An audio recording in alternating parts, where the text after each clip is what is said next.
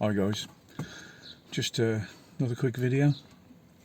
Today I'm going to tell you about the roof rack system that I've installed on the van.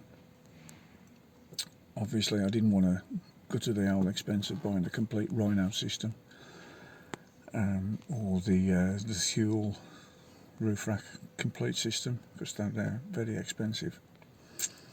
So what I actually did was I purchased the Thule footpads. The model number is 3031, and that comes as a little rubber pad, and you've got the little adapter bracket that bolts, well, that fits onto the little T-stud that sticks out the top of the roof, and then you've got a tiny little Allen nut which screws it all together and holds it in place. Then what you're supposed to do is buy the Thule top adapter. I think it's a 750 something, 751. I can't remember now. And put that on and use their roof rack system. But what I did instead was I purchased some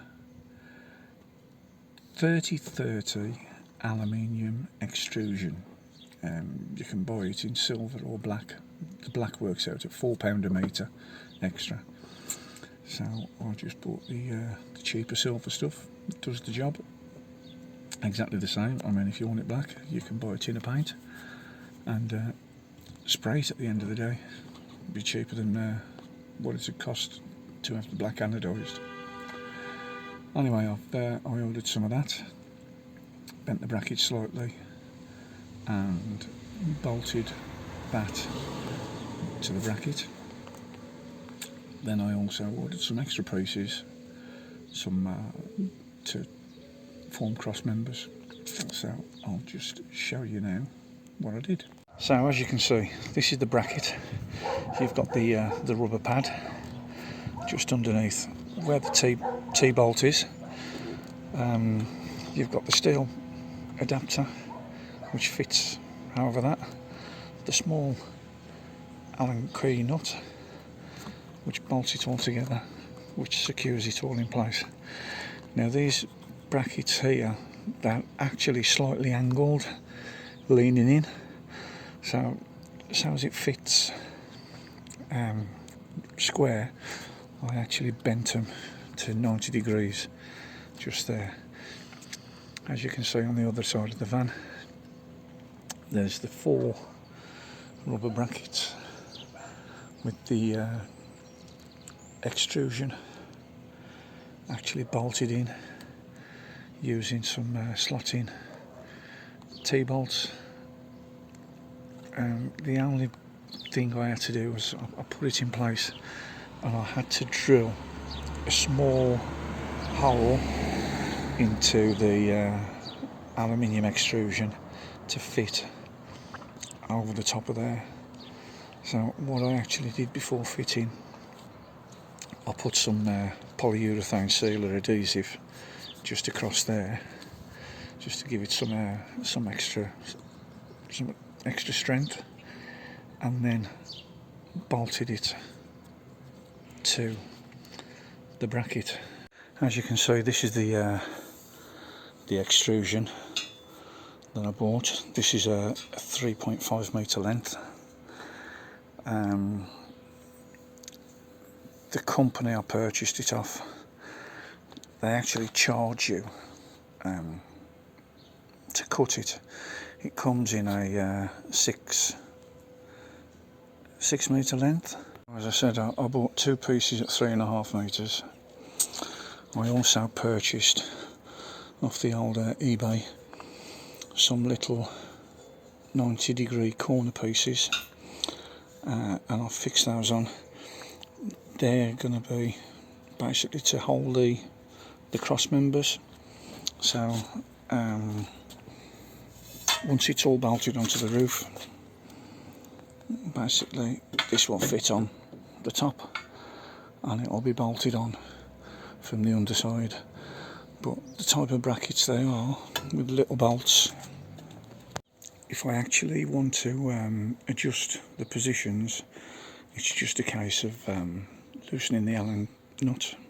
Just there, loosen the Allen nut, and these will slide up and down the track.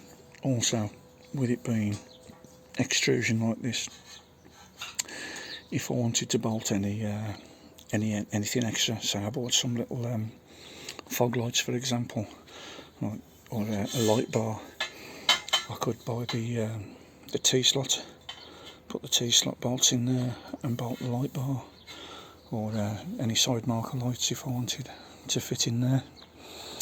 So it gives you a lot more scope to extend the life and purpose of your roof rack. As I say, these are the little T-bolts that I use to fit them to the footpad. So basically what you do, you'll drop this onto the bracket. These will actually slot in and turn and lock so they don't come out, and then you'll just bolt it on like that. So obviously it's two of these, two little T-bolts to each bracket. I actually find it easier to put the T-bolts into the bracket with the nut on the back, drop everything in place, loosen the nut, and then push the T-bolt into the extrusion, turn it. You may need a little pair of pliers just to turn it, just to get it to lock into place, and then tighten the nut up.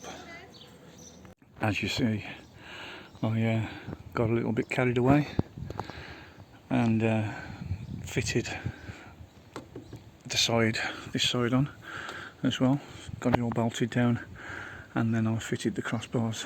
The crossbars are held on with these 90-degree angle brackets. There's basically a T-slot bolt, T-slot nut fitted inside there. It butts up against it, and it's screwed in with an M6 stainless steel bolt, and there's one underneath as well. So although it's fixed down, if I need to adjust them or move them anywhere, all I've got to do is loosen the nuts, and these will slide up and down the rail freely. What I'm actually doing, the way I've laid it out like this, is in here, this small gap here between the max air fan and this side rail, I'm fitting two small 100 watt solar panels. So I'll have 100 watt this side, and then over on the other side, just over there, there'll be another 100 watt, and they will fit basically flush with here. They'll be bolted on. We'll have to fix it on and just use the Z brackets, drop a couple of T-bolts in there, drop the Z bracket over the top, fix it to the solar panel, and bolt it to the rack. And then in the middle here, I've been looking at the large solar panels.